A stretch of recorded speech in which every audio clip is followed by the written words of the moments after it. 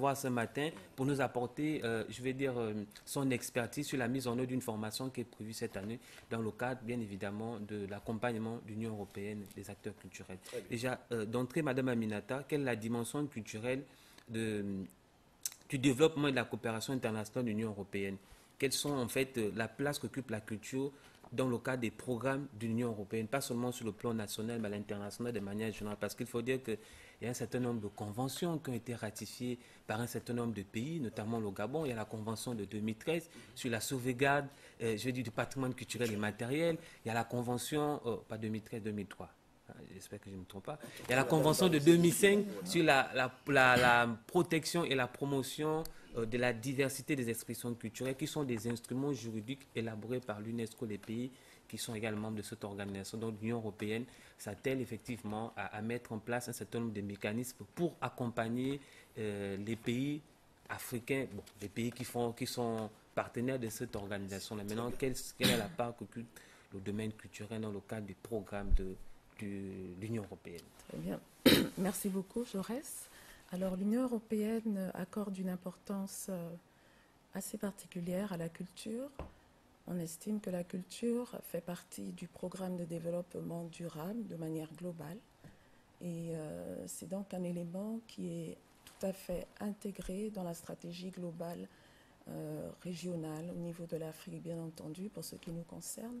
Et pour la coopération au niveau du Gabon, il est clair que nous veillons dans le cadre du partenariat entre l'Afrique et l'Europe, notamment avec cette nouvelle dimension d'alliance Afrique-Europe, à ce que la culture soit mise en valeur, à ce que les jeunes notamment puissent bénéficier d'un appui qui est conforme et qui correspond à leurs aspirations, à leurs talents, qui leur permettent de se valoriser et d'apporter une contribution à l'économie. Donc, quand on parle de l'appui de l'Union européenne à la culture, c'est vraiment en ce sens de pouvoir aider, encadrer les jeunes à contribuer à l'économie de leur pays, et c'est ce que nous espérons au niveau du Gabon. Bon, parlons un peu de ce qui vous amène ce matin. C'est la formation qui est prévue cette semaine à l'Institut français du Gabon. Tout à fait. Déjà, qu'est-ce qu'un incubateur culturel? Parce que régulièrement, l'incubateur, c'est plus dans, je vais dire, le couloir des entrepreneurs. À gauche, il y a telle formation, la mise en place d'un incubateur dans le cadre entrepreneurial.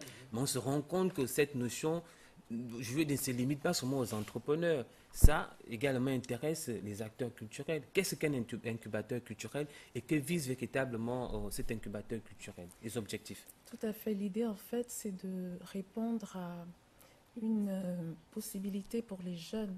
Quand on parle d'artistes, c'est aussi le côté concret de pouvoir se développer économiquement. Tout à fait. Ce ne sont plus simplement des artistes qui s'expriment, mais c'est des artistes qui ont besoin de s'affirmer dans un contexte économique, qui ont besoin d'être structurés, et c'est là le rôle et la mission de la mise en place d'un incubateur culturel. C'est en fait accompagner les artistes en termes de mise en place, de conception, de financement, d'appui technique pour développer des projets d'envergure culturelle. Et cela concerne la culture dans sa diversité.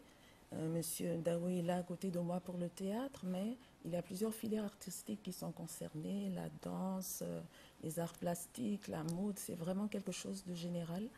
Et voilà, donc un incubateur culturel au Gabon, l'intérêt c'est de pouvoir mettre déjà les artistes ensemble et de les aider selon les spécificités de leur filière à se développer, à être à même d'être compétitifs avec les standards internationaux. Juste rappeler à nos télématinaux, c'est la deuxième année successivement que l'Union européenne accompagne les acteurs culturels. Il faut mentionner que l'année dernière, il y a eu une formation qui a été portée sur le management culturel pour le renforcement du dialogue interculturel et sa contribution à l'économie. Et je rejoins tout à fait, je vais dire, l'intervention de Mme Aminata tout à l'heure qui disait la culture a cette possibilité comme ça d'accompagner les artistes, je veux dire, de professionnaliser les acteurs culturels. Mais pour qu'ils soient véritablement professionnels dans leur domaine, il faut nécessairement qu'ils travaillent, je veux dire, de manière collégiale et essayer de sortir, je veux dire, de l'informel pour le formel, parce que c'est important de mettre un accent particulier là-dessus. Et l'Union européenne, depuis l'année dernière, a mis en place une plateforme dans le cadre de la célébration, on va dire en 2018, année européenne du patrimoine culturel. Donc, il y a eu une série d'activités qui ont été organisées l'année dernière. Donc, on va regarder pour permettre effectivement en nos télématinaux d'être en harmonie avec ce qui s'est fait l'année dernière. Juste un tout petit bout du spectacle qu'il y a eu l'année dernière à l'Institut français du Gabon pour clôturer cette semaine, je veux dire, cette année européenne du patrimoine culturel. On regarde juste un petit élément, ensuite on revient tout à l'heure.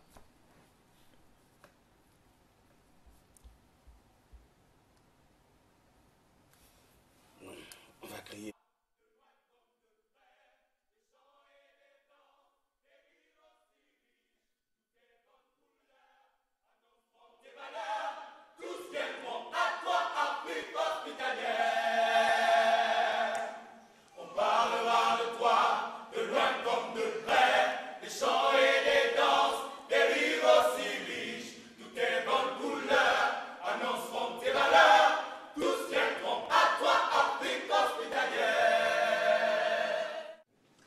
Nous sommes très heureux de vous recevoir ici ce soir dans cette belle salle de spectacle de l'Institut français, car nous allons vous présenter ce soir un très beau spectacle.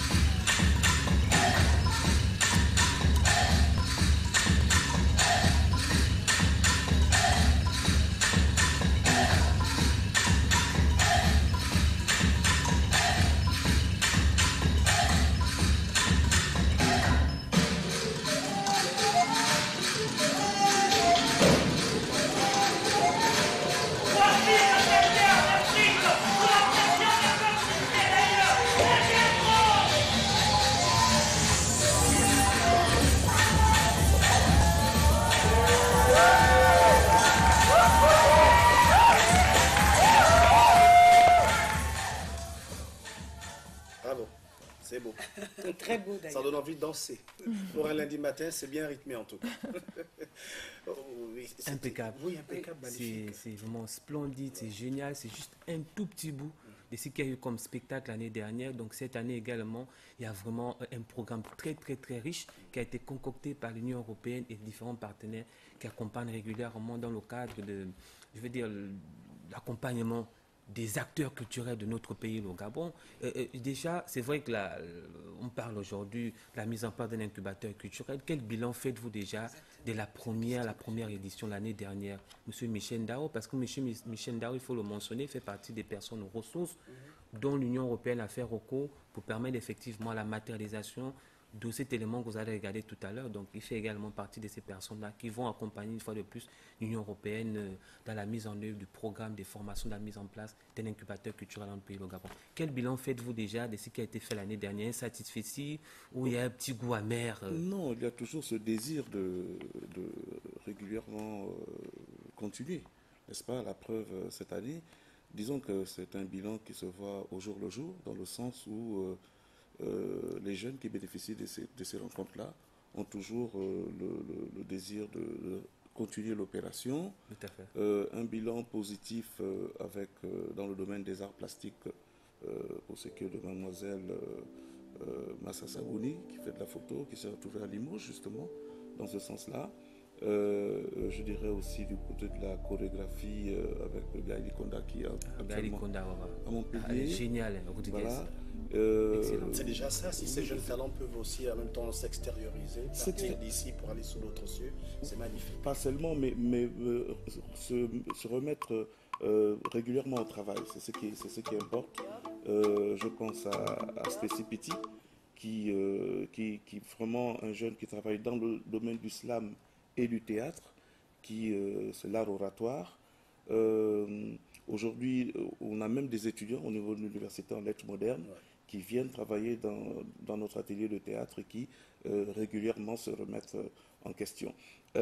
Innovation dans le sens où il y a la mode aussi, comme un secteur comme la mode, la photographie, qui une forme de synergie, c'est une forme de synergie de pouvoir travailler ensemble. Et au-delà du spectacle, il y a justement cette formation qui, il faut le dire quand même, c'est une nouvelle institution, forme d'incubateur, mettre une rencontre entre les artistes, enfin autour des artistes, des entrepreneurs, des hommes d'affaires et même des hommes d'État, si je me trompe. Oui, tout à fait. Voilà, absolument, pour soutenir les projets artistiques. Et ça, c'est motivant. On va regarder rapidement, Rodriguez. Vous pouvez garder votre question au choix. Non, c'est pas une question, une observation, mais ça a déjà été répondu. En fait. On va regarder un deuxième élément, l'intervention de l'ambassadeur de la délégation de l'Union européenne au Gabon au sorti du spectacle l'année dernière. Très bien.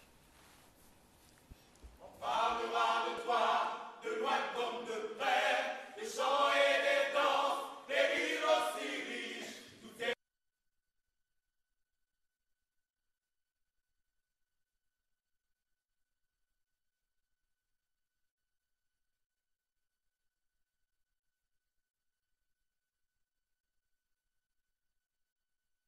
Ah bon. Mais voilà, certainement que nous n'avons pas eu la possibilité de mettre l'élément au bon endroit, mais bon, on les garde, hein. De toute façon, on reviendra là-dessus. On pourra revenir là-dessus. Voilà, hein, comme quoi la répétition reste la mère des sciences. Tout à fait. Mais finalement, on pourra dire Hosanna, alléluia, finalement, on pourra parler d'industrie culturelle véritable au niveau du Gabon. Nous en sommes, hein. Nous en sommes. Et oui, le secteur culturel s'ouvre à l'industrie. C'est industriel. Il va de soi que l'art est un secteur, au-delà de, vous savez, il y a parfois, on parle de qualité. Et ça ne nous empêche pas de parler aussi de rentabilité. D'accord?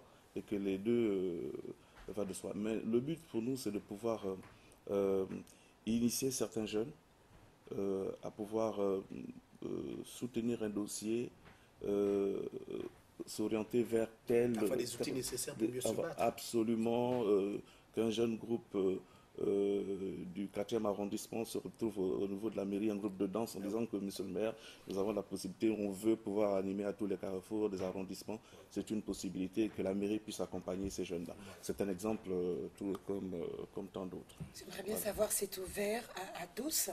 Et puis la formation dure pendant combien de temps? Alors, la formation elle dure pendant 2 jours et demi. Elle aura lieu du 8 au 10 mai. Pour ce qui est de l'identification des bénéficiaires, en fait, nous faisons appel aux personnes ressources, dont M. Ndao est le coordinateur. Et pour les 5 filières artistiques, nous avons donc 5 personnes ressources. Et nous comptons sur leur expertise pour identifier les bénéficiaires de chaque filière. Pour ce qui est de la danse, le célèbre Michael Anissé, que tout le monde connaît. Bien sûr. La musique, l'entrepreneur culturel Jean-Pierre Moudjalou. Et pour la photographie, c'est Bouni Massassa. Et là, dans la jeune demoiselle de la mode, Vanessa. Vanessa. Voilà, donc un peu ces secteurs-là. Et puis pour le théâtre, on va travailler ensemble. Celui qu'on nous présente. Donc, si je comprends bien, c'est que les inscriptions sont complètement fermées. Il n'y a plus la possibilité de permettre retardataires d'avoir la possibilité de s'inscrire et bénéficier des formations prévues du 8 au 10 à l'Institut français du Gabon. Malheureusement, pour cette édition-ci, ils ont déjà commencé à travailler, à se préparer. C'est déjà une étape. Mais comment ça fonctionne en fait lorsque vous mettez en place l'organisation pour justement adresser l'invite aux intéressés, aux bénéficiaires? Comment ça fonctionne? C'est sur les réseaux sociaux ou bien vous adressez directement aux experts que vous conviez pour la formation et ce sont eux qui identifient et puis qui utilisent leurs canaux pour interpeller les personnes qui... C'est exactement ça en fait. D'une part, il faut aussi signaler qu'on travaille en partenariat, en coopération avec le ministère de l'Entrepreneuriat national et le ministère de la Culture bien entendu.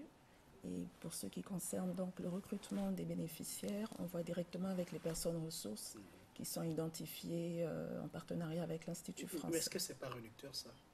Réducteur, non, parce que l'idée, c'est d'avoir déjà un noyau qui fonctionne. On repose quand même sur des personnes ressources sûres qui ont une expertise sur le terrain qu'on ne peut pas ignorer. Et les résultats de l'année dernière nous confortent en ce sens, vu que pour le mois de novembre, nous avons eu une proposition de projet des bénéficiaires. Donc c'est un signe d'appropriation fort pour cette jeunesse. C'est vrai qu'on a tendance à former, mais ce n'est pas toujours évident d'avoir des retours. Alors, lorsqu'on a des bénéficiaires qui reviennent avec des projets concrets, on n'a pas d'autre choix que de faire en sorte de les soutenir. Oui. Je disais réducteur pas pour les formateurs, mais c'est beaucoup plus pour les bénéficiaires, parce qu'on sait aussi que dans les recoins du Gabon, ils sont nombreux ces jeunes-là qui ont du potentiel et qui ont envie de bénéficier justement de cette non, moi, je suis tout à fait d'accord avec vous. Bien sûr, moi je suis tout à fait d'accord avec vous et j'ai vu ça régulièrement en répétition, dans le sens où je vous disais qu'il y a par exemple des étudiants qui se retrouvent dans cette formation, déjà une formation pratique par le plateau. Il y a la possibilité d'une chanteuse dont, hélas, je ne maîtrise pas le nom ici, qui n'est pas très connue du public gabonais, qui chante formidablement bien en langue lokota et qui travaille avec nous. Et pour elle, ça va être peut-être, c'est la première fois qu'elle va se retrouver sur une scène. Donc, je pense que c'est quand même ouvert à tout le monde, à des jeunes slameurs qui ne sont pas connus comme les autres, etc., etc. Donc, nous donnons quand même la possibilité. Et il y a même des musiciens qui nous viennent de l'Afrique de l'Ouest, je pense, parce que le but, c'est cette diversité culturelle. C'est vrai que, mais disons que nous, personnes ressources, on fait vraiment un effort de pouvoir donner la possibilité à tous les jeunes de pouvoir s'exprimer. Très bien. Juste dernière intervention, hein. Il y a un spectacle qui est prévu, je pense, pour le 9 mai. Le 9 mai. Oui. Est-ce que l'entrée est libre? Alors, il faut venir sur invitation? Comment ça se passe? Pour ce spectacle, alors qui correspond à la célébration de la Journée de l'Europe, le spectacle concerne principalement les partenaires, on va dire, de l'Union européenne, mais pour dire de manière particulière pour la matinale, en exclusivité, on va prévoir, on va dire, une dizaine de places. Très bien. Merci. Pour les 10 premières personnes qui vont contacter le numéro que vous allez pouvoir voir. Très bien. En tout cas, il était déjà affiché. Merci. Voilà. Donc Merci. demain, ils pourront récupérer leur billet. Merci, c'est très Donc, bien. j'ai dit on aura l'opportunité comme ça de revenir sur quelques images parce que la matinale sera encore une fois de plus sur le terrain pour prendre quelques petites capsules et permettre effectivement à tous nos télématinaux, ceux qui nous regardent hors des frontières de notre pays, d'avoir l'opportunité de vivre avec plein d'émotions ce grand événement, l'accompagnement des acteurs culturels de notre pays. Donc vous avez des billets qui sont disponibles à tous nos télématinaux. Appelez juste au 07 35 00 46. Les 10 premières personnes qui vont appeler sont ces personnes qui ont l'opportunité d'avoir ces billets et vivre ces moments vraiment splendides et magnifiques.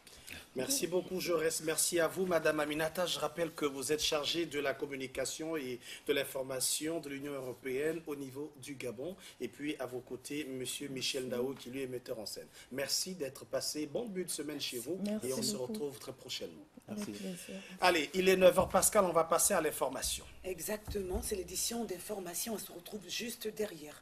Restez des nôtres.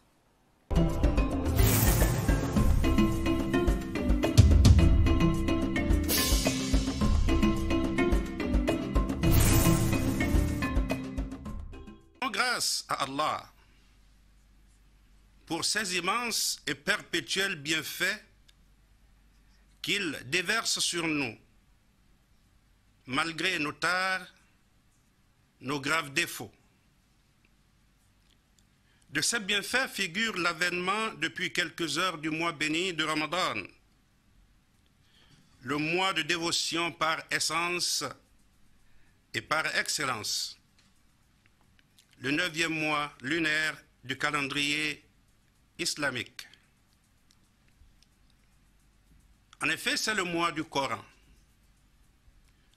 de la révélation, du jeûne obligatoire, des prières surérogatoires, le mois du pardon, de la compassion, de l'entraide, le mois de l'altruisme qui exige de tout musulman et de toute musulmane une attitude d'abstinence et de contrôle de soi, de modestie et de discrétion, qui doit également les conduire à ne pas jurer, sacrer, blâmer, insulter, violenter.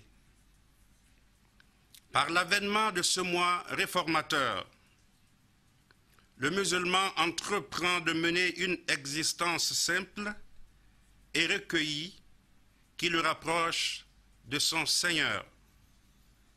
Il est amené par ces rites du mois béni de Ramadan au refus d'obéir aux habitudes de la colère et de la provocation. Le jeûneur de ce mois-ci doit demeurer calme et digne.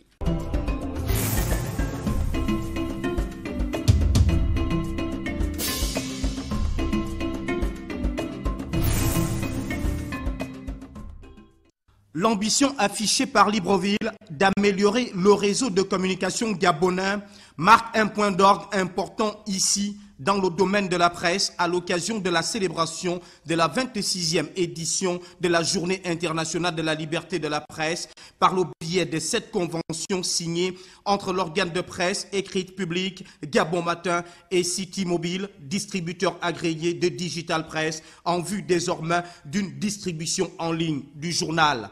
L'agence gabonaise de presse et City Mobile inaugure un nouveau canal de commercialisation du journal Gabon Matin.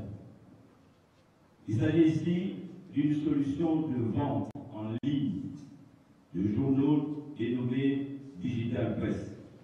C'est un kiosque numérique appartenant à City Mobile. Ce kiosque est une plateforme très codée, très sécurisée et très accessible à tout endroit. Alors que le pays est classé actuellement premier dans la sous-région d'Afrique centrale et 115e au niveau mondial en matière de liberté de la presse, cet engagement au digital sonne là comme une volonté des pouvoirs publics à donner plus de perspectives et de débouchés non seulement au journal en question, mais également à toute la corporation. Je suis fier que nous montrions justement l'exemple par la mise en ligne de Gabon Matin sur une plateforme numérique en vue de son achat. Cela participe de la diversification de l'offre de Gabon Matin. Et au final, ça permet d'accroître sa surface financière pour lui permettre d'accomplir les missions qui lui ont été dévolues. Un jalon, symbole fort dans le cadre du processus de la réduction de la fracture numérique entre les deux pôles, implémenté par une presse respectueuse de la déontologie.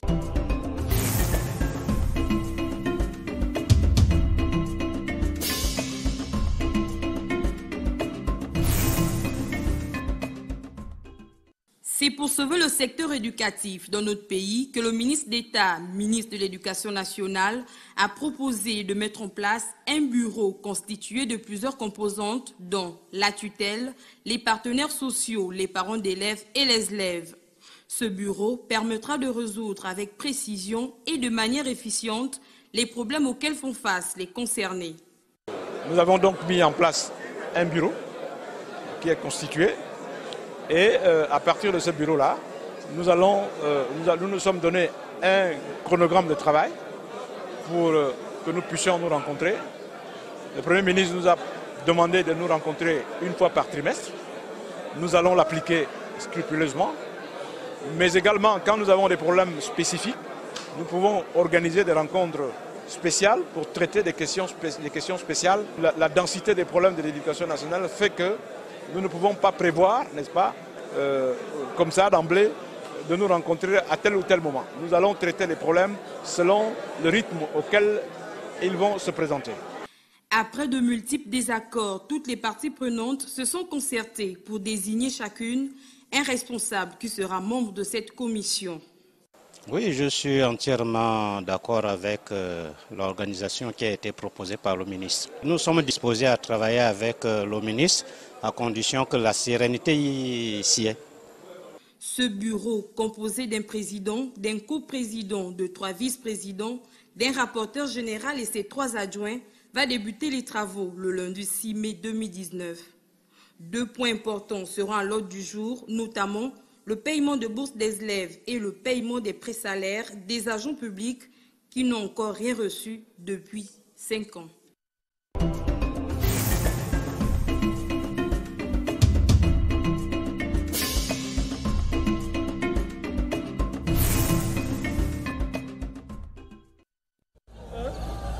Après les travaux d'intérêt général de peinture au centre préscolaire d'Aké Minjoroni, le ministre délégué à l'Intérieur, Patricia Taye Epounzodi, a présidé l'exposé débat autour du thème « Le policier citoyen », histoire de dépeindre les droits et devoirs du fonctionnaire de police dans la cité. Le policier doit être respectueux des devoirs dus de sa charge. En effet, la probité est un élément clé, car c'est une vertu qui consiste à observer scrupuleusement les règles de la morale sociale, les devoirs imposés par la justice. Le policier à la documentation qui fait les passeports ne reçoit pas le comptoir comme le policier, mais il vaut mieux que ça soit la même chose. Bonjour, je passe dire au revoir monsieur, merci, c'est des choses simples qu'on apprend depuis la maison. Mais si après avoir contrôlé quelqu'un, vous lui balancez les papiers, va là-bas. Ça, je ne pense pas qu'on nous apprend ça à l'école. Dans l'exercice de ses fonctions, le policier, qui est d'abord un citoyen, doit être un modèle au service de ses concitoyens. Proximité et courtoisie doivent rythmer son quotidien, le tout aidé par des citoyens respectueux de l'institution et de l'autorité. Je ne doute pas, monsieur le ministre d'État également ne doute pas, que vous allez nous aider à faire en sorte que les 3 heures qu'il a déclinées dès son entrée en fonction, ça veut dire une police respectable, une police respectée et une police respectueuse. Cet exposé, extrait d'une longue série de thématiques, s'inscrit dans le cadre de la citoyenneté, nouveau cheval de bataille du gouvernement confié au ministère de l'Intérieur.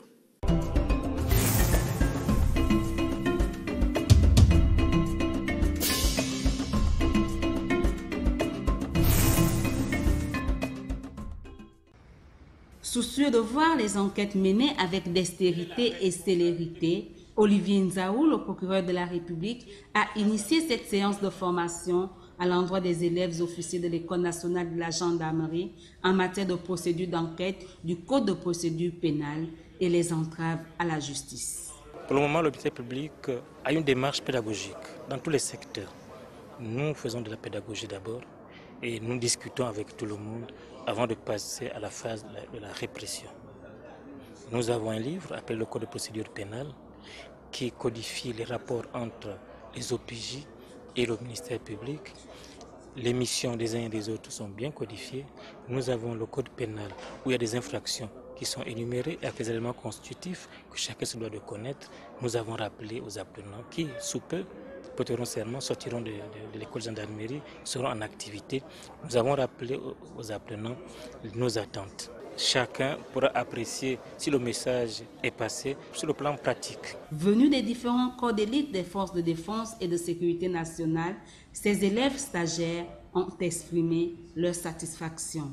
Ce qui était bien, c'est qu'il nous a permis d'abord d'établir la hiérarchie qu'il y a entre les OPJ que nous sommes et ceux qui sont au plus haut, notamment partant du président de la République, du ministre de la Justice, du procureur général, du procureur de la République et des OPJ que nous sommes. Ça a été vraiment très enrichissant. Ouais, c'était bien pour nous parce qu'il le fallait, presque, nous sommes presque au terme de la formation. Les futurs OPJ sont attendus sur le terrain pour mettre en pratique toutes les notions de droit pour une justice juste et équitable.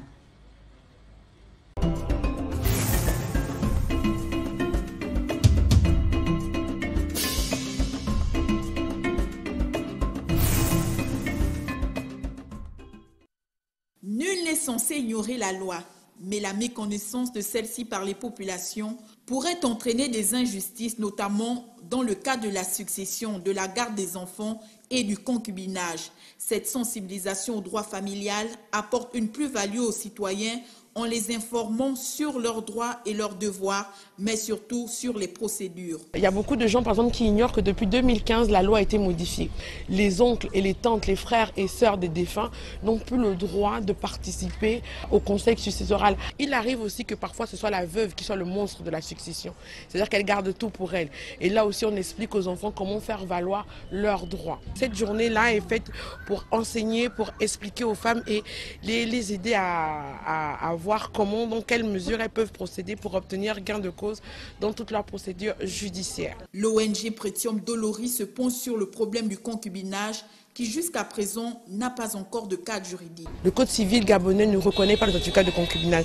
C'est pourquoi on fait signer cette pétition pour que le législateur, quand il verra de nombreuses signatures, se penche sur la question du certificat de concubinage et donne un cadre juridique à ce certificat de concubinage, que les enfants qui sont nés du concubinage soient légalement et automatiquement reconnus par le père. Les participants sortent enrichis par les conseils des experts du droit. Ce que j'ai appris aujourd'hui, en fait, c'est que la garde juridique conférait à celui qui bénéficiait de cette garde-là tous les droits liés à la minorité de l'enfant. Donc même si un enfant est le vôtre, ça ne fait pas de vous le tuteur principal de cet enfant-là. Il faudra que le tribunal puisse statuer dessus. Pour sa première sortie, l'ONG entend initier d'autres projets du genre sur l'étendue du territoire national au bénéfice des populations.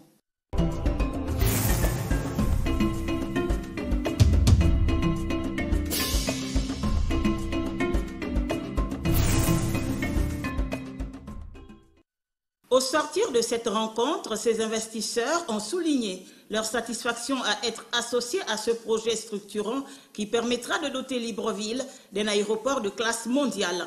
Nous sommes très heureux comme société saoudienne d'être présents dans votre pays. Vous aurez une très belle tour avec le plus high-tech des équipements de navigation aérienne. Tout ce que nous allons réaliser, ça serait effectivement dans les normes de qualité et de délai. Et cela, nous allons même multiplier les efforts pour que ça soit aussi bien fait dans ce pays frère. Que les différents projets instruits par les plus hautes autorités de la République dans le monde des transports sont en train de rentrer progressivement dans leur phase exécutoire. L'exemple de cet aéroport va réaliser le rêve gabonais. Il s'agissait de la réponse à l'appel d'offres international qui a été lancé en matière d'équipement de navigation, en matière de construction de tours de contrôle et en matière d'équipement météorologique. Donc nous avons reçu aujourd'hui l'offre technique et l'offre commerciale du groupe ICAD et une présentation sommaire de ce qui va être fait au niveau de l'aéroport international de Libreville. Et de savoir aussi que nous lançons les travaux dans un délai de 30 jours. Donc il est question d'avoir toutes les offres aujourd'hui sur la table pour que l'on soit sûr de ce que nous allons faire. Nous voulons moderniser nos équipements, nos structures, infrastructures aéroportuaires et c'est ce que le président de la République appelle de tous ses voeux. Le lancement officiel des travaux de déforestation du site qui s'étend sur une superficie de plus de 4000 hectares sera sous peu effectué par le Premier ministre, chef du gouvernement, Julien Kogé-Bekale.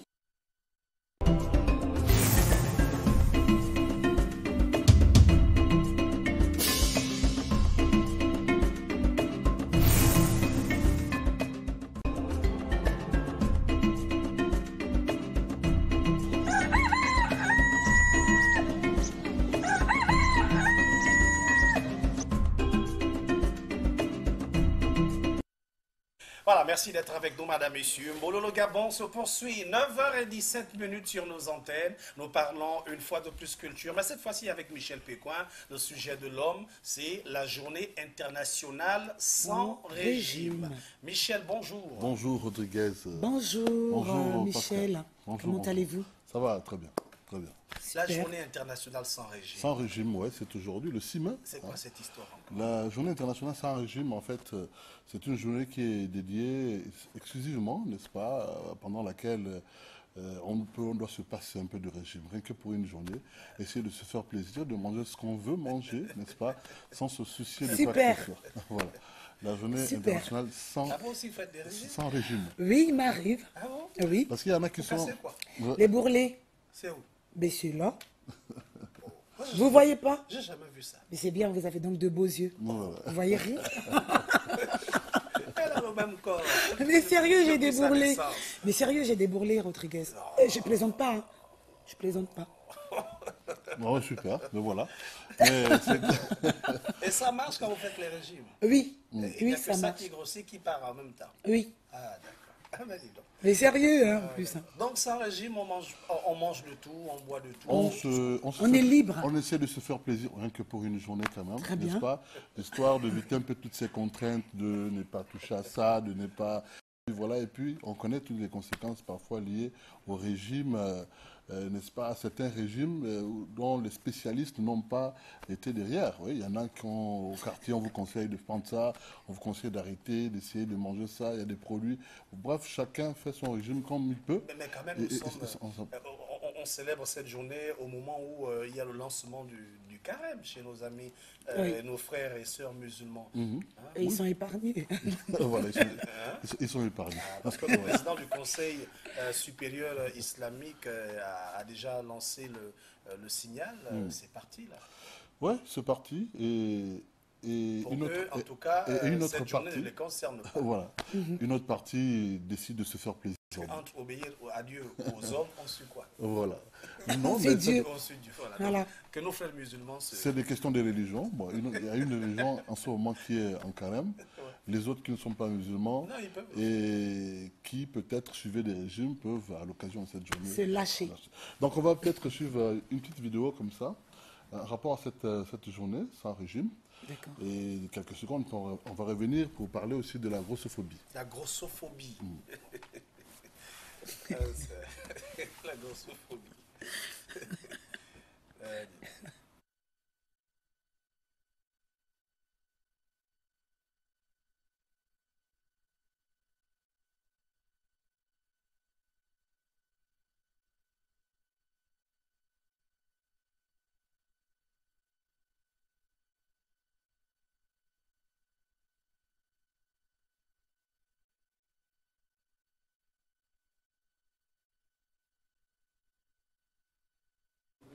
Ah, voilà, donc on a eu simplement cet élément, mais je ne sais pas si le son y était, en tout cas. Mais... Un commentaire peut-être sur les images. Oui, non, c'était simplement pour... On n'a pas eu de son dans...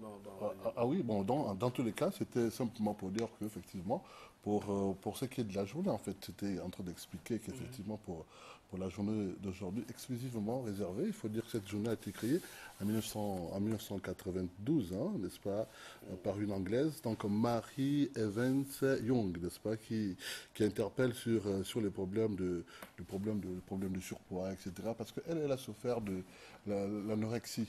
L'anorexie, oui, elle était anorexique, vraiment, elle avait la phobie de manger, de la nourriture, tout ça.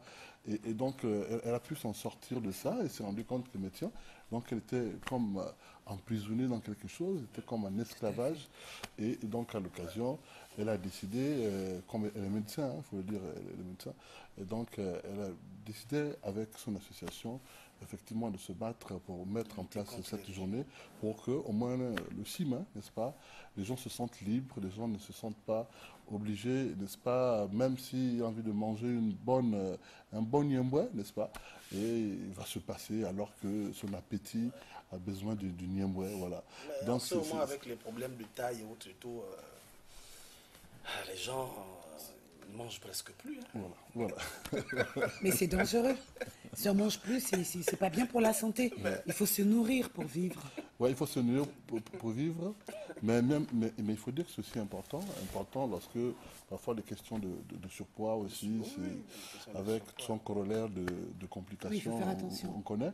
Oui. Mais ce qui est important, c'est qu'en même temps, il y a des régimes aussi qui peuvent créer aussi d'autres complications.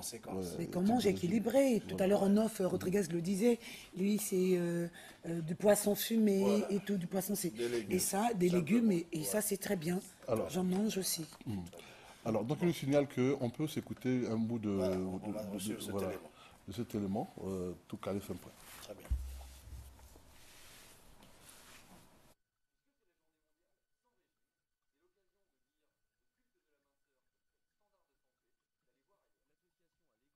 De l'événement pour convier ses militants autour d'un grand buffet, à volonté forcément, parce que quand on veut, on peut ne pas faire de régime. Il y a 70% de la population française au régime. 75% des Français sont au régime, c'est quand même hallucinant. Moi j'ai jamais fait de régime. Des régimes j'en ai fait depuis l'âge de 15 ans. Ces régimes ont fait qu'on est devenu de plus en plus gros. Et comme ce qui n'est pas dans la norme dénote ou détonne, le regard des autres aussi pèse lourd. Et socialement, l'obèse reste le fainéant qui a péché par gourmandise. Que ce soit pour des personnes handicapées, que ce soit pour des personnes de couleur, que ce soit pour des personnes grosses. On va pas mettre une grosse en hôtesse d'accueil, ça fait pas joli pour la marque de la société. Il y a des gens qui se sont entendus dire, mais vous savez, à Auschwitz, il n'y avait pas de gros. Les insultes et tout, je porte plainte. On appelle ça grossophobie. Grossophobie, c'est vraiment comme ça qu'on le ressent. Mais alors elle vient d'où, la journée mondiale contre la grossophobie? C'est top, la journée internationale. C'est venu comment?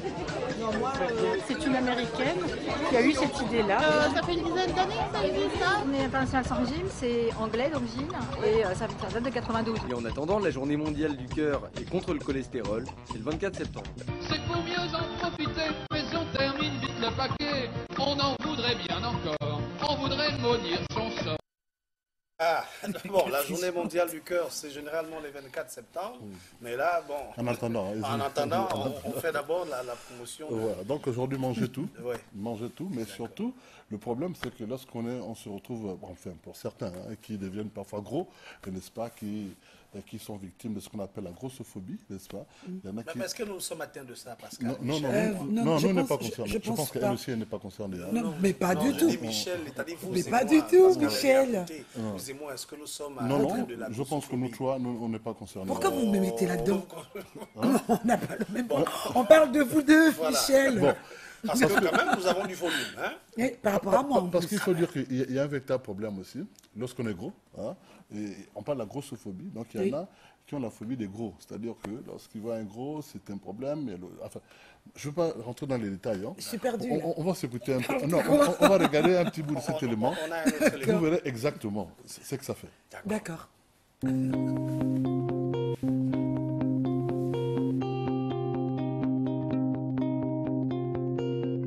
La grossophobie, elle est vraiment dans tous les moments de la vie. Donc la grossophobie, elle se définit par les regards, elle se concrétise par les réflexions, par la discrimination, par la mise à part. Mais aujourd'hui, la cruauté se concrétise notamment dans les réseaux sociaux.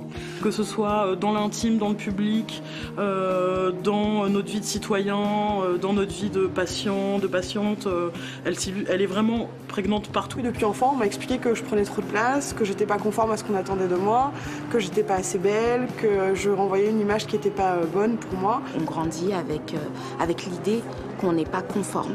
On subit toutes ces réflexions depuis l'enfance et qu'on grandit avec. Ça développe effectivement des carences. Ça peut empêcher parfois de se construire et d'être un adulte serein.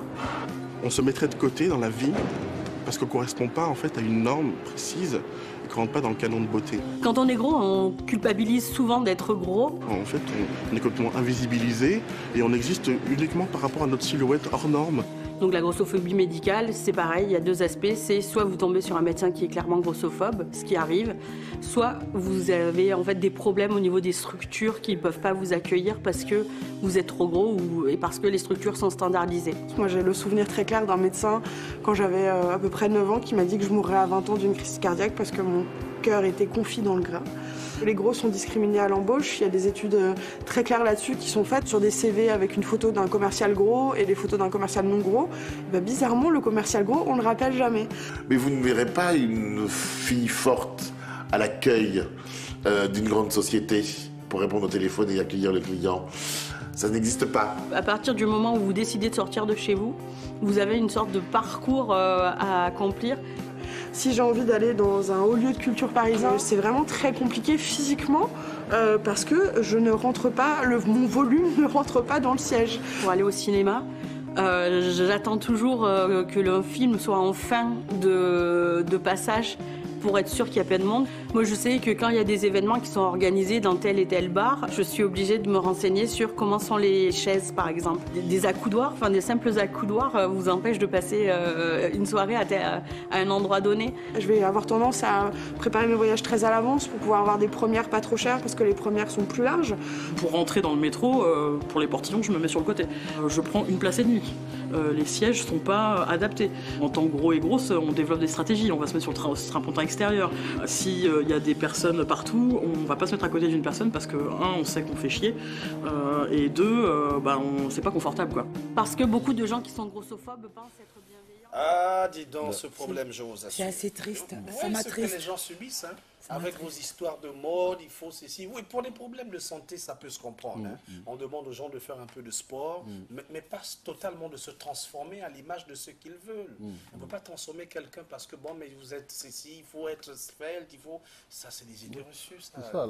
Et les gens, ils souffrent énormément, ils ont des chocs émotionnels. Il y en a qui ont même du mal à sortir de chez soi parce que, pour éviter le regard des autres, eh bien, les gens sont obligés de rester chez eux, enfermés à la maison parce que, bon, ben, c'est une société qui n'aime plus voir des personnes d'un certain volume, etc.